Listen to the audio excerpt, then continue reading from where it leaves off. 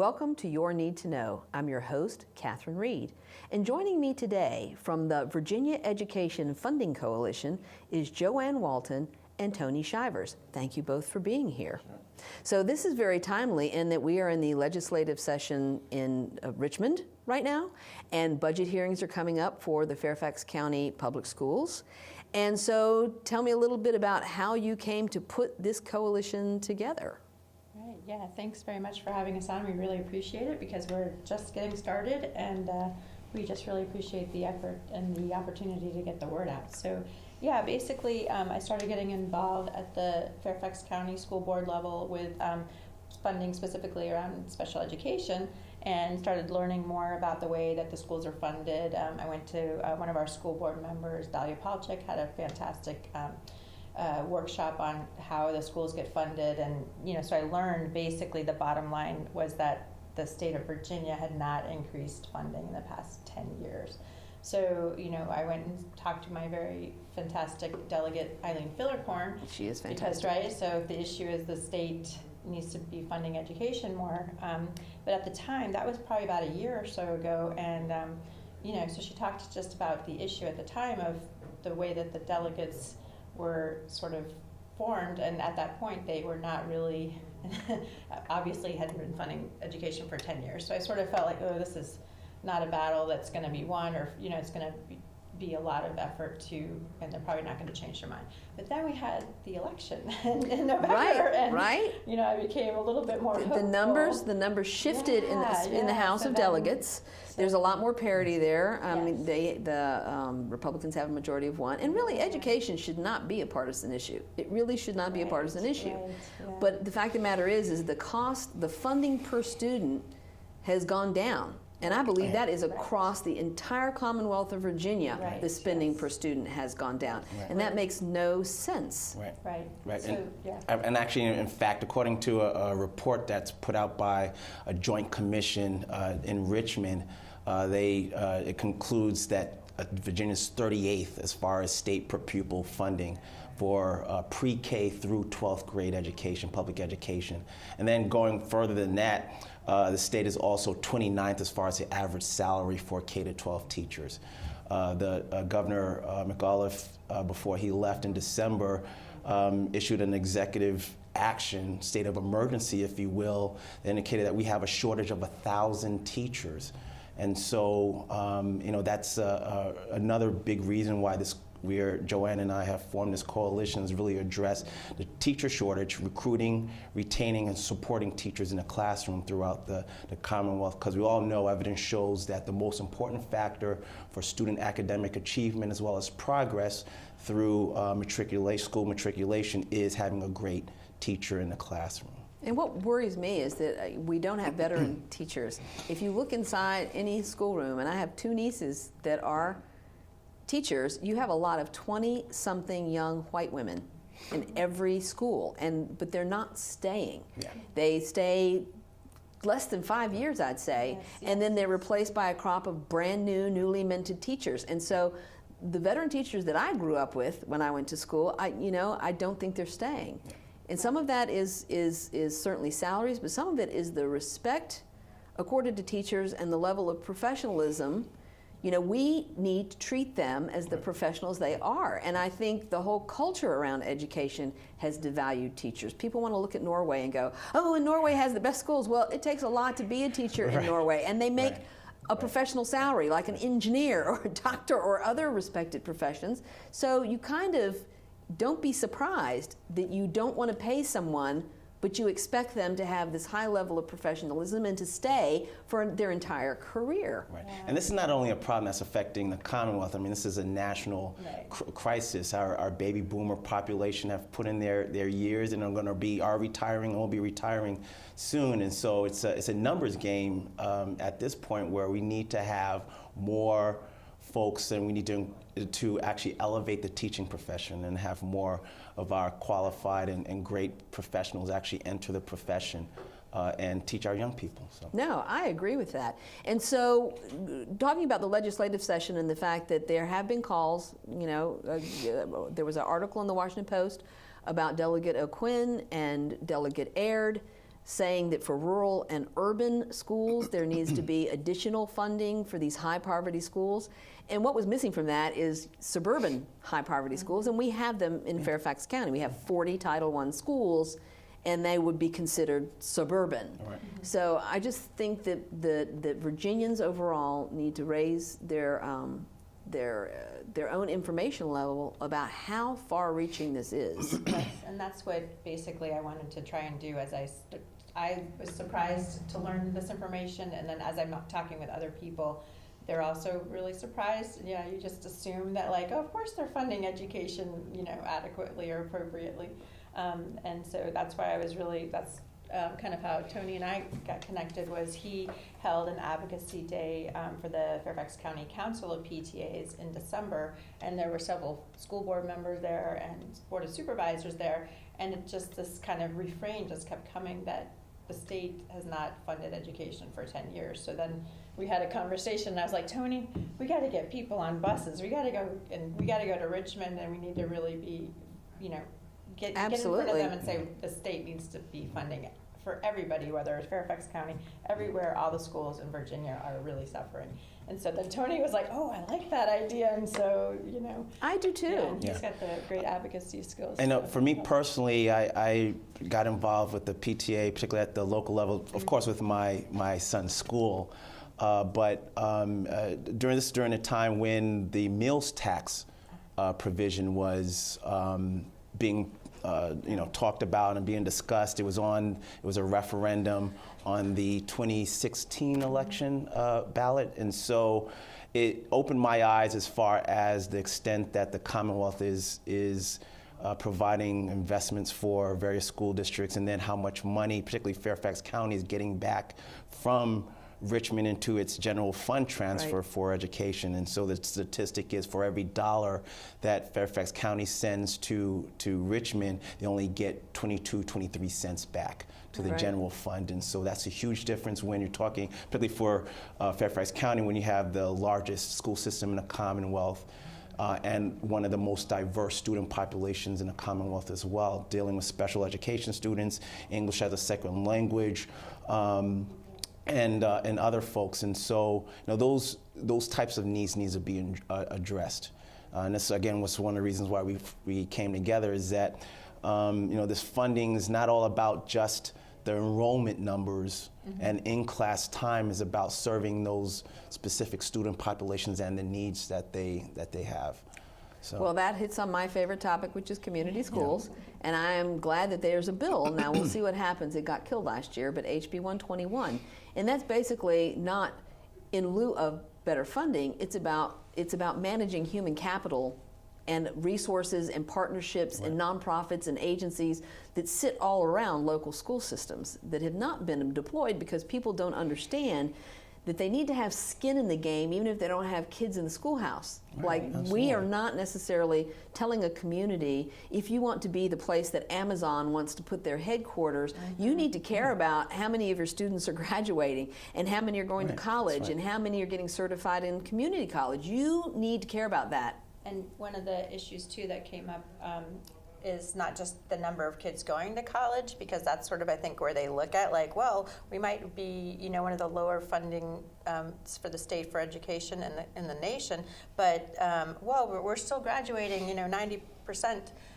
But you're not looking at, well, how many of those are finishing college and actually. That is so true. Right, I'm so glad you brought that up, because 60% or something. So that's very concerning. There's a huge drop off after the freshman year. Huge drop off. And so people aren't following. We're not really adequately preparing them. We're graduating them, but they're not really adequately prepared to continue on and be productive employees and citizens and all that. Yeah, and we have 23 community colleges here, and there needs to be a stronger relationship between the schools and the community colleges too, because there are some kids who dual enroll actually in high school and community college. But what are the peripheral things around that? One of the interesting things they've done in Fairfax County is free bus passes for the connector bus for high school students and middle school students. And then the Q bus in Fairfax City followed suit, so that students can actually get to the community college or a part-time job or save for after-school activities. Something as simple as providing free bus transportation for students. To me, this is all of a piece. We need to be a little more creative in thinking about. Yes, we need more funding, and yes, we need better teacher pay, and we need to renovate these terrible school buildings. That's a whole other issue, yeah. Right? The capital funds. But how can we deploy other kinds of resources that we have in our communities to kind of help lift? And this is a matter of equity again. Right. You know, equity. It's all about equity. Kids can't stay for after-school activities if they have no way to get home. Right. So. Right. Yeah, we were just talking about that. And that's the other overlooked issue is that, closing the achievement gaps is critically important, but is also closing those opportunity gaps. Yes. Particularly with our Title I schools, particularly in areas that don't have the resources to be able to help their communities grow and prosper. So this really, in building a coalition, I like coalition simply because it's not like you're claiming to drive this bus. It's like we're creating a platform and a space for people who want to climb on the bus Yes. so that we can figure out how to get more people engaged in more places all around the Commonwealth. Right. And we're talking, we're a non-partisan organization. We're talking about students, teachers, parents, community groups, community leaders, businesses. Everyone has this, like as you indicated before, everyone has a stake in the game to make sure that Virginia has a great education system. You mentioned before, this skills gap is real. According to the Georgetown University Center on Education and Workforce, there's going to be 55 million jobs that'll be available or open through 2020. 34 million of those jobs are due to or will be newly created jobs. The other 31 million are because of the baby boomer generation that's going to be retiring, and so there's going to be many thousands upon thousands of opportunities for our students to be able to excel and be able to succeed, but we have to get them ready and prepared to. And then the other thing is that not every student is cut out for college. Right. The other statistic is that 65% of our 65% of jobs by 2020 will need some sort of post-secondary education. Right. And so we're talking about community college, post-secondary training, military, or just going into career. A lot of careers such as welding or HVAC pays a lot of money. And you make an excellent point about that. And when we come back from our break, Tony and Joanne from the Virginia Education Funding Coalition are going to talk a little bit more about how all of us can get involved. So join us after the break. Hey, you. Yeah, you. Getting that college education, what are you gonna do? Graduate and take some office job? Be like everybody else? Or will you dare do something different? Like, be a teacher. You could be my teacher. You got the skills. The smarts? Yes, you. You could be the teacher I never forget. That would be cool. Does that corporate job even have recess? What are you gonna make of yourself? What are you gonna make of me?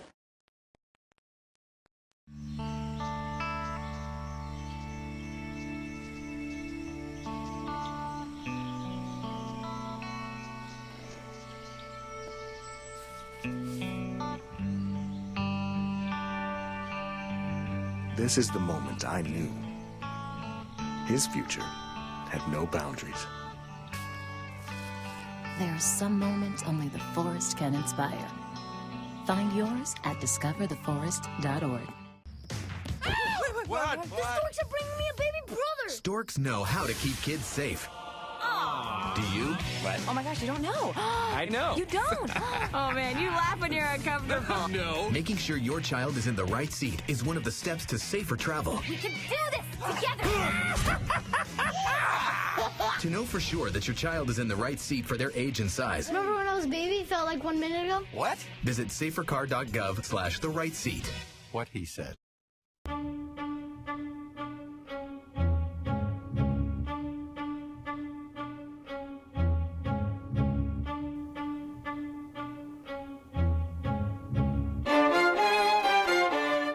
Welcome back to Your Need to Know. I'm your host, Catherine Reed, and today we are talking with Joanne Walton and Tony Shivers of the Virginia Education Funding Coalition.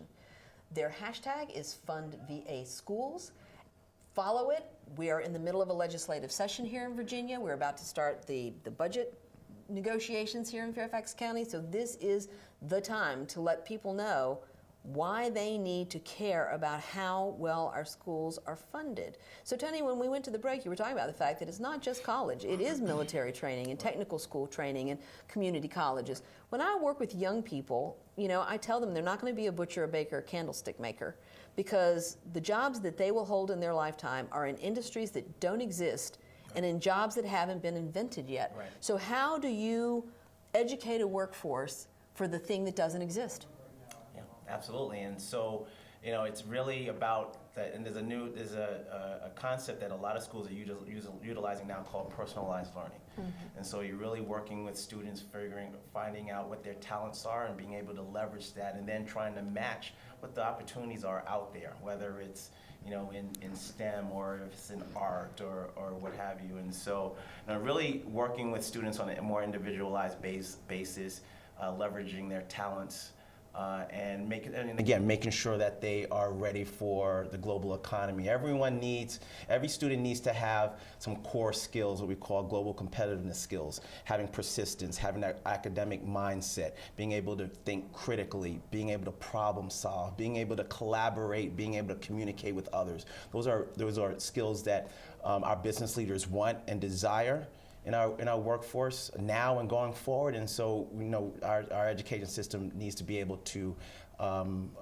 educate and foster those skills in our young people today. Well, I'm going to drop back a minute and talk about the Special Education PTA that you are also a member of, and the fact that we have a lot of students in the intellectual and developmental disability community who also want jobs and who are also capable of working and living independently, and we're not even talking about trying to meet the needs and prepare those students, but we should be. Right, absolutely, yeah. And I think that there are some initiatives that are happening around that, but just, of course, like everything, not enough and, not as far-reaching as we'd like. And that's where I think it's really important and imperative for the state to fund education appropriately, because it shouldn't be sort of this piecemeal or, if nonprofits do want to get involved, they don't have the bandwidth and they don't have the resources. So it really needs to be funded and mandated and, from the state level so that, it's accessible to all the students. And that's what it comes back to. It shouldn't matter what zip code you live in. Yes, exactly. That we have the Davis Center at Marshall High School that does a lot of training programs. And Key Center. Right? Absolutely, in the Key Center. And it's kind of like, that shouldn't be like if you happen to be born in a zip code where you get that in your public education, and somebody born in a different county doesn't get that at all. Right. I'm a stats guy, Catherine, and I'm going to give you another stat about special education. And so federal government also has a stake in the game too, and they should be actually investing in our education systems as well. When the Individuals with Disabilities Education Act, the federal IDEA law was first established back in the mid-60s, 65 I do believe, the required cost share for the federal government under this law is 40%. Right now they're only paying 17%. Oh, wow. And that has a domino effect for states picking up the extra share of what the federal government should be doing. And then that also goes down to the local level too. So the federal government also has a responsibility as well to make sure that we have a high quality public education system for our students. So you bring up a really interesting point. When you say fund Virginia schools, we need to be advocating at the federal level, the state level, and the local level. Right. Absolutely. Absolutely. And recently, in the past decade, the local level is really where there's been either, the ones that are trying to make up the difference, and that's just not sustainable. And like you said, it's only depending on where you live if the local level can, maintain it or not and keep funding. So yeah, it's definitely, but we figured we would tackle the state of Virginia and then start moving on to the federal level. I know it's all interrelated. There's many different levers here, So the thing with the meals tax in Fairfax County, which was defeated, was a blow, because that would have been, to me, and it's a voluntary tax. In other words, we cannot keep squeezing only the people who are homeowners. Like, we can't keep dialing up to fund the schools. So to me, the meals tax made perfect sense, but counties cannot do that without either the permission, because we're a Dillon Rule state. Yes, we can't do it without the permission of the legislature. The legislature kicked it back and said, put it to a vote. I noticed that last night, in LeVar Stoney's State of the City address in Richmond, one of the things he rolled out was a meals tax to fund the Richmond schools. but cities can do that. Yeah, that's another thing And that counties we'd like cannot because we're a Dillon rule state. And again, I think this just goes right by so many people who are like, I don't understand where the money comes from for schools. Right. That's the other thing that's going to be part of our advocacy objectives is to really advocate for the General Assembly to provide more authority to counties to be able to generate and diversify its revenue base. As I indicated before, the counties is really being Fairfax County, rather, is being hampered. A lot of the counties are being hampered by the fact that they don't have the power to diversify their revenue base. Right. And it's crazy because the economy of Fairfax County is larger than that of like 7 states. And yet we don't have control over things like how you create revenue to sustain that economy and provide those services. It makes no sense. I think the other problem that it has created is because Arlington and Alexandria can. Yeah. You know, they are getting better teachers because they pay better salaries. Yeah, so for example, Arlington, their per pupil spending is over $22,000. And Fairfax, we're right, in the middle of all the comparable counties, and we're still, I think we finally hit $16,000 this year with the budget that Dr. Brabrand's proposing. And so one of the things that you talked about, or that you said we would talk about is ways that people can get involved. Yes. And one of the things that Dr. Brabrand encouraged when he just presented his budget to the school board was he encouraged community members and parents to come and to back him up as far as like he put in for a lot of more funding requests for teacher salaries because we really are not keeping pace. And so we're not, right now, quite honestly, in Fairfax County for special ed teachers, we actually have a massive shortage and it's like the worst in the country. I know. So it's quite So we have a huge quite number of concerning. students Yes, and we have the yes. least number of staff members and teachers for special so education. It's very, very concerning. So he said, he would like parents to come out and support him at the school board level and also at the Fairfax County Board of Supervisors level. And another thing that he had also put in for his budget was to do away with this fee, the electives, the activities fee that was put in place last year that parents were really, quite concerned about. So we're a young organization, Catherine, and so we're trying to juggle multiple things. First of all, we're trying to promote and educate families all across the Commonwealth about the state of Virginia and how much it's investing in the education system, and then really trying to empower folks with the tools necessary to be able to advocate. And so we have a website, we have a Twitter page, as well as a Facebook page, and we're providing a lot of great information about who their legislators are, what bills are being considered that'll affect them at the local level. And so we're really trying to really build the empowerment and the education of coalition members, and then at the same time working with a variety of other groups across the Commonwealth so we can be a united voice in advocacy. And then we'll be doing a variety of activities going forward. We have a petition on our website right now that folks can sign up on our website, and then we're thinking about having a rally or a march later on in the year to really highlight that education should be a priority for the Commonwealth, wherever you are, whether you're in a rural area in the southwestern part of the Commonwealth, or you're in Richmond, or even if you're up here in Northern Virginia. And so it's really important. You mentioned the Amazon why does HQ. Amazon want to be One of the here? reasons why is because we have a good education system. And that we have a highly skilled workforce. But again, as I mentioned, there's also a skills gap that we need to address.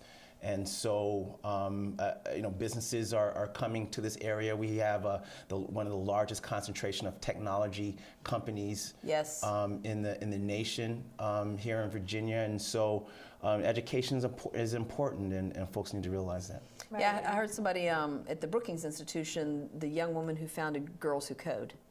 And that is another person. She goes, I'm not a technical person at all. What I saw was the gap and where we needed something to encourage girls to pursue this, and early on, elementary school and middle school. You don't wait till high school or college and wonder why there are no women engineers or coders, or there's no women in Silicon Valley. It's like, she's like, I saw the opportunity to bring this and make it cool for girls to learn to code. And so there are relationships and there are partnerships and there are coalitions. Again, to me, this comes back to community schools because there's lots of capital around. Mm-hmm. We need some way to pull it all together for the benefit of students, no matter where they are in Virginia. But it doesn't take the place of funding. Right. So this comes down to organizing. It's a matter of getting people out, making them aware, the emails, the phone calls, and showing up. And there's a lot of people, if they don't have kids in school, they're like, why should I care? Well, because it affects your community and it affects the economy you live in. Right. You know, the health and well-being of schools actually also affect property values in the neighborhood where you live, you know? Absolutely. When people, they're like, so what? So you have an address, you're like, I'm going to sell my house. Great. What school pyramid are you in? Because depending on where your house is. First question they ask. So people are not connecting the dots. Right. Also, they're not connecting the dots in that the cost of housing is one of the reasons that teachers can't afford to be teachers. They have to get higher paying jobs because nobody can afford to live in the county and be a teacher. Right. Or they're having to, if they do decide to teach here, they have to live outside of the county and they have a very long commute. Because the traffic is terrible. Right. And because they can't afford the housing here, they have to move several counties out. So. And I go back to the stat I mentioned earlier about Virginia being 29th as far as the average salary for a K-12 teacher, but we're not even mentioning those that are in early learning, early childhood education. There was an article, I think it was in the Washington Post or one of the other national media outlets, talking about the life of a early childhood education teacher and their salaries, the support that they receive inside and outside the classroom is not where it should be. And so that's another issue that should be addressed as well. And I think our outgoing Governor McAuliffe and our incoming Governor Northam have both made education funding a priority. They've made, you know, the schools and the opportunity, closing the opportunity gap, investing in our community colleges and preparing Virginians for the jobs of the future. And so I applaud what you are doing with this coalition because I think awareness and organizing and getting people to show up, speak up about the fact that this is a cornerstone for our economy. Absolutely. So thank both of you very much. Joanne and Tony, thanks for your time. Thank you very much. much. Wish you Facebook, Twitter, your website. We've got all of that that's showing up on the screen. And this is what you need to know. Thanks for joining us.